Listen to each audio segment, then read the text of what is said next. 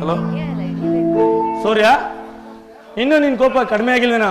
ಲೇ ಆನಂದ್, ನೀನು ನನ್ನ ಮಾವ ಅಂತ ಹೇಳ್ಕೊಳ್ಳೋದಕ್ಕೆ ನನ್ಗೆ ಹೇಸಿಗೆ ಆಗ್ತಾ ಇದೆ. ಅನ್ನ ಹಾಕಿದ ಮನೆಗೆ ಕನ್ನ ಹಾಕೋ ನೀತಿಗೆಟ್ಟ ನಾಯಿ ಅಂತ ತಿಳ್ಕೊಂಡಿರ್ಲಿಲ್ಲ. ನಮ್ಮ ಆಫೀಸ್ನಲ್ಲ ಹಣ ಕದಿಯಮ್ಮನು ನೀನು ಆಗ್ತೀಯ ಅಂತ ನಾ ತಿಳ್ಕೊಂಡಿರ್ಲಿಲ್ಲ. ಸೂರ್ಯ, ಏನಾಗಿದೆ ನಿಮ್ಗೆ? ನನ್ ಮೇಲೆ ಯಾಕೆ ರೀತಿ ರೇಗಾಡ್ತಾ ಇದೀಯಾ? ಏನ್ ತಪ್ಪು ಮಾಡ್ದ ಅಂತ ಕೇಳ್ತಾ ಇದ್ದೀರಾ?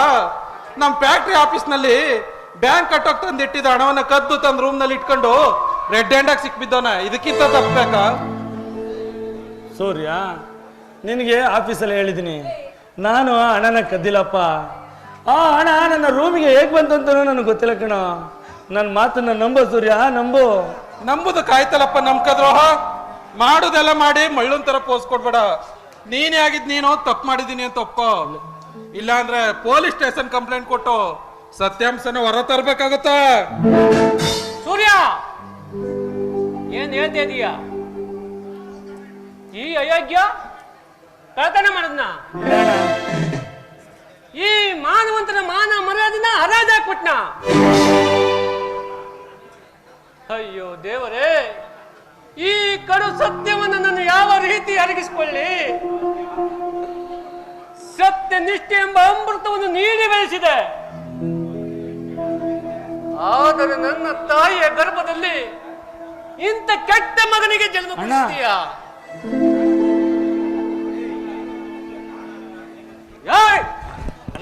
ಇಲ್ಲ ಅಣ್ಣ, ನಾನು ಮಾಡಿಲ್ಲ ಅಣ್ಣ. ಮಾಡುದ್ನೆಲ್ಲ ಮಾಡಿ ಮೊಸಳ ಕಣ್ಣೀರು ಹಾಕ್ತೀಯ? ನಾನು ಮಾಡಿಲ್ಲ. ಹೇಳ್ಬೇಡ್ವಾ, ನೀನ್ ಇನ್ನ ಬದುಕಿರ್ಬಾರ್ದು.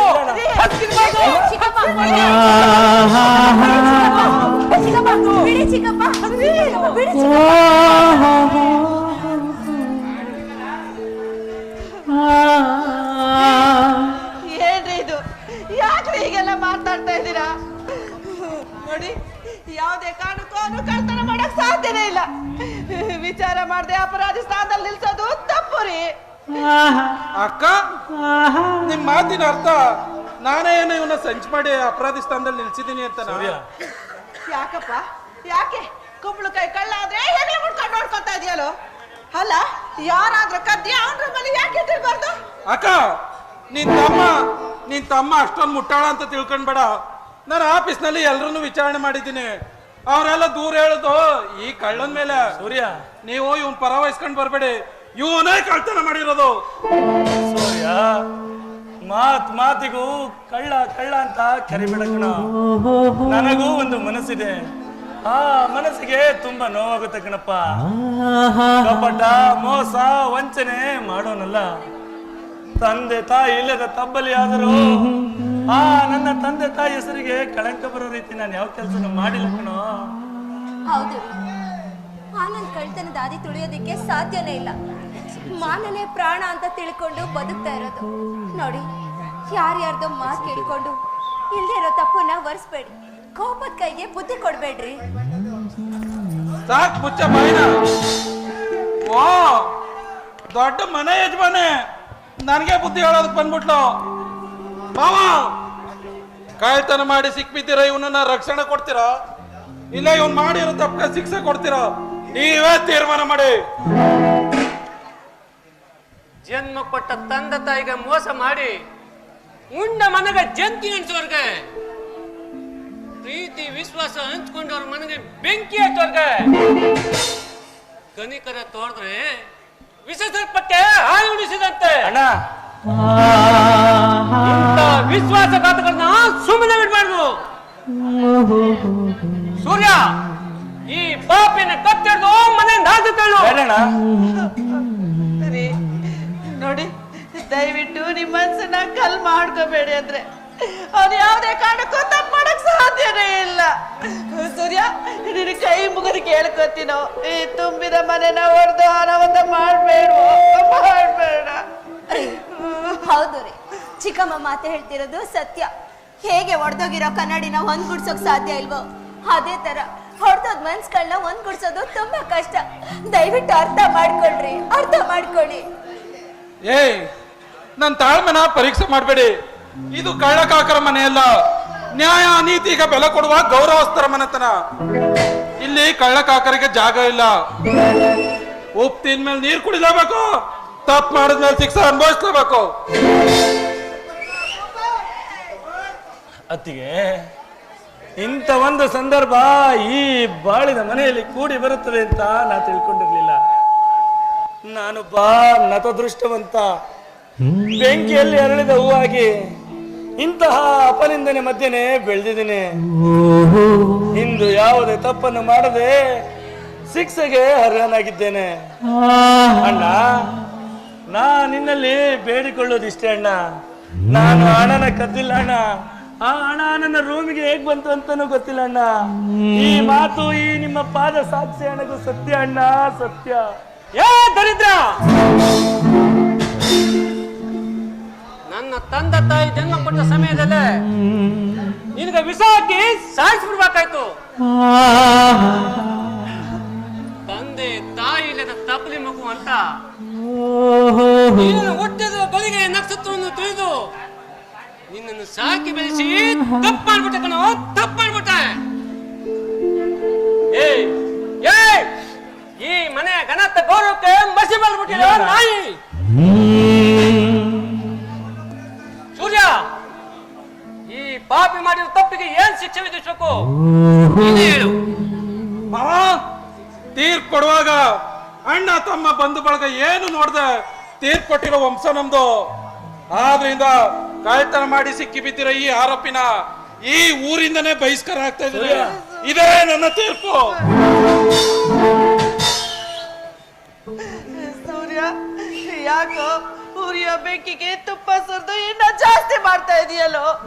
ಬೇಡವೋ ಬೇಡ, ಇದು ನಿನಗೆ ಸಂಬಂಧಿ ಅಲ್ಲ. ಇದನ್ನ ಇಲ್ಲಿಗೆ ಬಿಟ್ಬಿಡ. ಅಕ್ಕ, ಹಾಗಾದ್ರೆ ಈ ಮನೆಯಿಂದ ನಾನೇ ಹೊರ ಹೋಗ್ಬೇಕಾಗುತ್ತೆ. ಎಚ್ಚರ ಇರ್ಲಿ, ಬರ್ತೀನಿ. ಸೂರ್ಯ, ರೀ,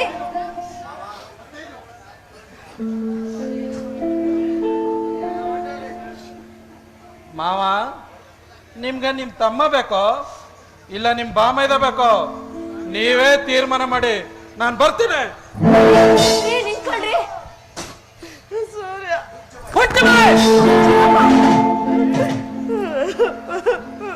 ತಪ್ಪು ಮಾಡೋರು ಪರವಿಸ್ಕೊಂಡು ನೀನ್ ಶಿಕ್ಷೆ ಗುರಿಯಾಗಬೇಡ. ಇವನು ನನ್ನ ಒಡ ಹುಟ್ಟಿದ ತಮ್ಮ ಅಂತ ಹೇಳ್ಕೊಳಕ್ಕೆ ನನಗೆ ಅಸಹ್ಯ ಆಗ್ತಾ ಇದೆ. ಅಯ್ಯೋ ದೇವರೇ, ಯಾವ ಜನ್ಮದ ತಪ್ಪಿಗೆ ನನಗೆ ಶಿಕ್ಷೆ? ನಾನು ಕೈ ತುತ್ತು ಹಾಕಿ ಬೇಯಿಸುತ್ತು ಒಂದು ವಿಷಜಂತುನ. ಇವನ್ನ ಸಾಕಿ ಬೆಳೆಸೋದಕ್ಕಿಂತ ಒಂದು ತೆಂಗಿನ ಸೊಸೆಯನ್ನ ನೆಟ್ಟಿ ಬೆಳೆಸಿದ್ರೆ ಅದು ಕಷ್ಟ ಕಾಲದಲ್ಲಿ ಫಲ ಕೊಟ್ಟು ಕಾಪಾಡ್ತಿತ್ತು. ಆದರೆ ಇವನು ನನ್ನ ಆದರ್ಶಗಳಿಗೆ ಬೆಂಕಿಟ್ಟು ಸುಟ್ಬಿಟ್ಟ. ಇಲ್ಲ ಅಣ್ಣ, ಆರ್ಕೋ ಜನಗಳು ಮುದ್ದೆ ನಾನು ಕೈ ಕಟ್ಟಿ ನಿಲ್ಲುವಾಗ ಮಾಡಿಬಿಟ್ಟ.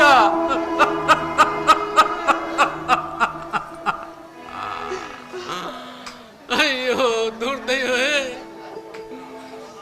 ನನ್ನಂತ ನಿರ್ಭಾಗ್ಯವಂತ ಜೀವಂತವಾಗಿ ಬದುಕಿರಬಾರ್ದು.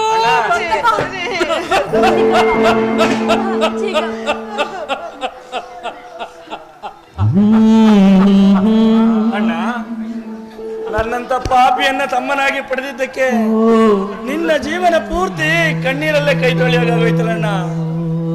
ಆದ್ರೆ ಈ ನಿನ್ನ ತಮ್ಮ ನಿನ್ನ ಹೆಸರಿಗೆ ಯಾವ ರೀತಿ ಕಳಂಕ ಬರೋ ಕೆಲಸನ ಮಾಡಿಲ್ಲ ಅಣ್ಣ. ಇಂದು ಪರಿಸ್ಥಿತಿಯ ಕೈಗೊಂಬೆಯಾಗಿ ಕಳಂಕಿತನಾಗಿ ನಿಂತಿರುವೆ ಅಣ್ಣ. ನಮಗೆ ಜನ್ಮ ಕೊಟ್ಟ ತಂದೆ ತಾಯಿ ಮೇಲೆ ಆಣೆ ಮಾಡಿ ಹೇಳ್ತೀನಣ್ಣ, ನಾನು ಹಣನ ಕದ್ದಿಲ್ಲ ಅಣ್ಣ. ಆ ದುಡ್ಡು ನನ್ನ ರೂಮಿಗೆ ಹೇಗ್ ಬಂತಂತನೂ ಗೊತ್ತಿಲ್ಲ ಅಣ್ಣ. ನೀನಾದ್ರೂ ನನ್ನನ್ನ ನಂಬಣ್ಣ, ನನ್ನನ್ನ ನಂಬು. ಪದೇ ಪದೇ ಈ ನಿನ್ನ ಕೆಟ್ಟ ಕೈಗಳಿಂದ ನನ್ನ ಕಾಲುಗಳನ್ನು ಮುಟ್ಟಬೇಡ. ಅಲ್ಲದೆ ಮಾತಾಪಿತೃಗಳ ಮೇಲೆ ಆಣೆ ಮಾಡುವ ಯೋಗ್ಯತೆ ನಿನಗಿಲ್ಲ. ನೀನೊಬ್ಬ ದ್ರೋಹಿ, ಸಂಬಂಧಗಳ ಬಾಂಧವ್ಯ ಗೊತ್ತಿಲ್ಲ ನೀಟ. ಮನೆಗೆ ಕನ್ನ ಹಾಕೋ ನಾಯಿ. ಇನ್ನು ಮುಂದೆ ಈ ನಿನ್ನ ಅಣ್ಣನ ಮುಖ ನಮ್ಮನ್ನು ನೋಡು ಯೋಗ್ಯತೆ ನಿನಗಿಲ್ಲ. ನಿನ್ನ ಅಣ್ಣನ ಮೇಲೆ ಏನಾದ್ರು ಕಿಂಚಿತ್ತು ಅಭಿಮಾನ ನಿಂಗಿದ್ರೆ ಈ ಮನೆ ಬಿಟ್ಟು ತೊಲಗು.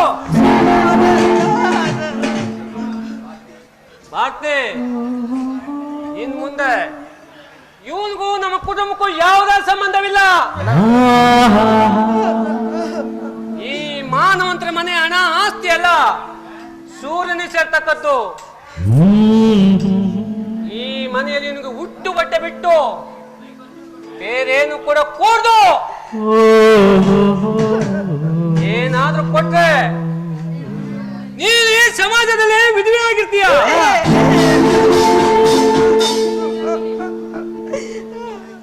ಮೊದಲು ಈ ಕುಲಘಾತಕನ ಆ ಮನೆಯಿಂದ ಆಚೆ ತಳ್ಳು.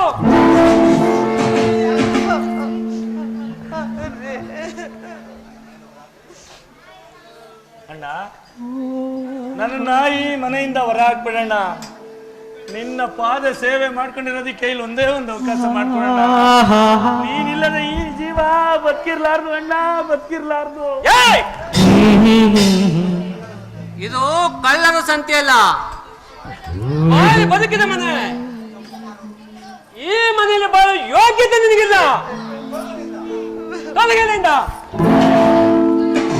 ತಪ್ಪು ಮಾಡುವುದು ಒಪ್ಪನಾದರೆ ಖಂಡನೆ ಪಡೆವುದು ಇನ್ಯಾರೋ.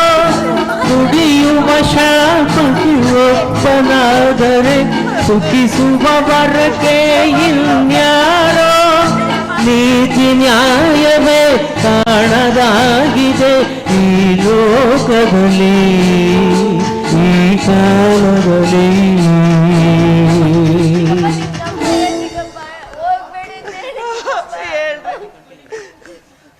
ಭಾರತಿ, ಇಂಥ ಕಳ್ಳ ಕಾಕರಿಗೆ ಈ ಮನೇಲಿ ಜಾಗ ಇಲ್ಲ. ಮೊದಲು ಇವನು ನಾ ಮನೆಯಿಂದ ಹೊರ ಹಾಕು. ಕಾಣದ ಊರಲ್ಲಿ ನೀ ಕುಳಿತಿರುವೆ, ಎಲ್ಲರ ಕಥೆಯ ನೀ ತುರುತ್ತಿರುವೆ. ಎಂದು ಮುಗಿಯದ ಬಾಳ ನಾಟಕವ ಆಡಿಸುತ್ತಿರುವೆ, ನೀನೋಡುತ್ತಲಿರುವೆ, ನೀನೋಡುತ್ತಲಿರುವೆ.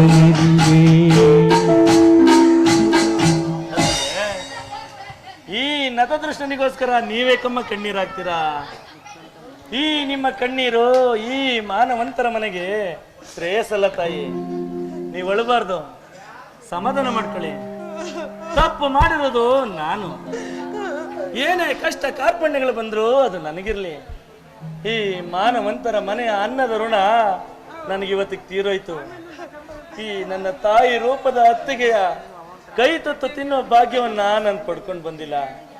ಈ ನನ್ನ ಮುದ್ದು ತಂಗಿ ಲಕ್ಷ್ಮಿ ಮಮತೆನ ನಾನು ಆ ದೇವ್ರ ಹತ್ರ ಕೇಳ್ಕೊಂಡು ಬಂದಿಲ್ಲ. ಇದೆಲ್ಲ ನನ್ನ ಪೂರ್ವ ಜನ್ಮದ ಪಾಪ ಕರ್ಮಗಳಷ್ಟೇ ತಾಯಿ. ಈಗ ಅದನ್ನ ಅನುಭವಿಸ್ತಾ ಇದ್ದೀನಿ. ಅತ್ತಿಗೆ, ನನ್ನ ಅಣ್ಣ ಮತ್ತೆ ಸೂರ್ಯ, ಏ ಆನಂದ, ಈ ಮನೆಯಲ್ಲಿ ನೀನ್ ಇರ್ಬೇಡ, ಈ ಮನೆ ಬಿಟ್ಟು ಹೊರಟೋಗು ಅಂತ ಹೇಳಿದ್ರೆ ನಗು ನಗುತ್ತಾ ಸಂತೋಷದಿಂದ ಹೊರಟೋಗ್ತಿದ್ದೆ ತಾಯಿ.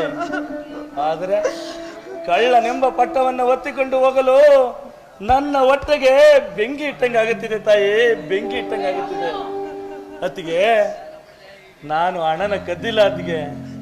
ನೀವಾದ್ರೂ ನನ್ನ ನಂಬಿ ಅತ್ತಿಗೆ, ನನ್ನ ನಂಬಿ. ನೋಡು, ನೀನ್ ನನ್ನ ಮಗ ಕಣೋ, ನೀನ್ ನನ್ನ ಮಗ. ಯಾವುದೇ ಕಾರಣಕ್ಕೂ ನೀನು ಕಳ್ತನ ಮಾಡೋಕ್ ಸಾಧ್ಯನೇ ಇಲ್ಲ. ಅಯ್ಯೋ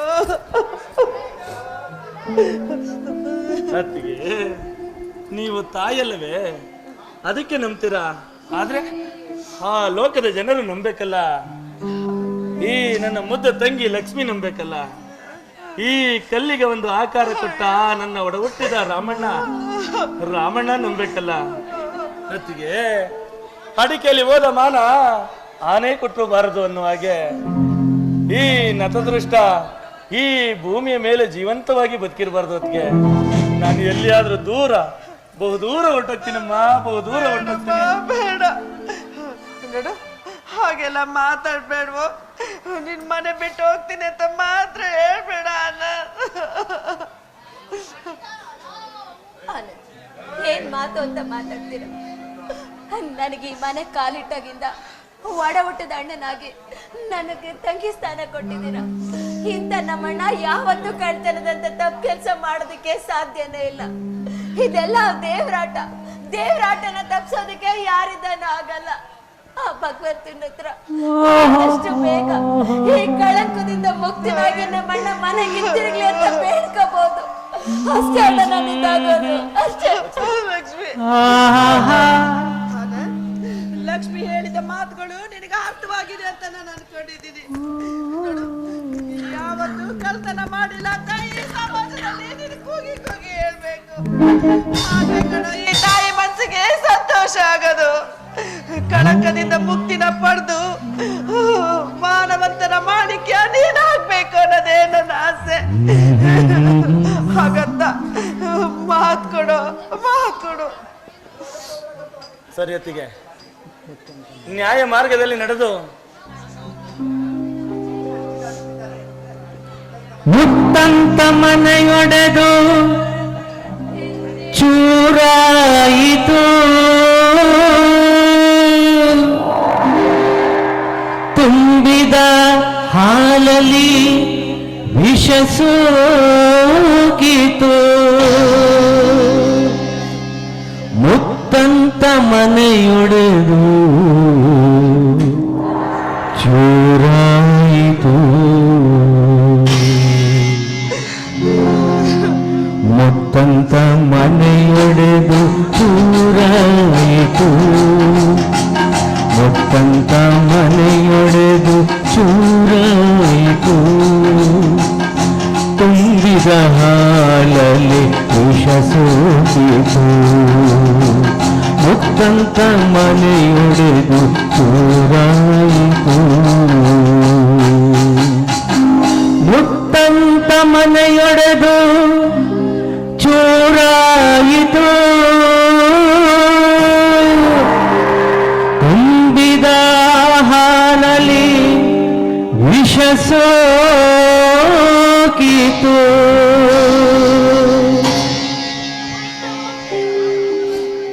ಸರಿಯತ್ತಿಗೆ ನ್ಯಾಯ ಮಾರ್ಗದಲ್ಲಿ ನಡೆದು ನಾನು ಕಳಂಕಿತನಲ್ಲ ಎಂದು ಈ ಪ್ರಪಂಚಕ್ಕೆ ತೋರಿಸ್ತೀನಿ. ಏನಾದರೂ ಒಂದು ಸಾಧನೆನ ಮಾಡಿ ನಿಮ್ಮ ಆಸೆನ ಈಡೇರಿಸ್ತೀನಿ. ಇದು ನನ್ನ ಎತ್ತ ತಾಯಿ ಮೇಲೆ ಆಣೆ. ನಾ ಖಂಡಿತ ತಾಯಿಗೆ ತಕ್ಕ ಮಗ ಹಾಗೆ ಆಗ್ತೀನಿ. ಅದಕ್ಕೆ ನನ್ನ ನಗುತ್ತಾ ಸಂತೋಷದಿಂದ ಕಳಿಸ್ಕೊಡಿ. ಅದಕ್ಕೆ ನನ್ಗೆ ಆಶೀರ್ವಾದ ಮಾಡಿ ತಾಯಿ. ನೋಡಪ್ಪ, ಕಳಂಕದಿಂದ ಮುಕ್ತಿನ ಪಡೆದು ಈ ಮನೆಗೆ ಮರಳಿ ಬರ್ಬೇಕು. ನೀನ್ ನಡೆಯೋ ದಾರಿ ಹೂವಾಗ್ಬೇಕು ಅನ್ನೋದೇ ನನ್ನ ಆಸೆ. ಕಸದಂತೆ ಕಂಡರು ಮನೆಯಲ್ಲಿ ಎಲ್ಲರೂ, ದಿನವೆಲ್ಲ ಬಾಳಲಿ ಕಣ್ಣೀರು ತಂದರು. ನಿನ್ನಂತರಂಗವ ಅವರೇನು ಬಲ್ಲರು, ನಿನ್ನನ್ನು ಹೆತ್ತವರು ಮಹಾಪುಣ್ಯವಂತರು.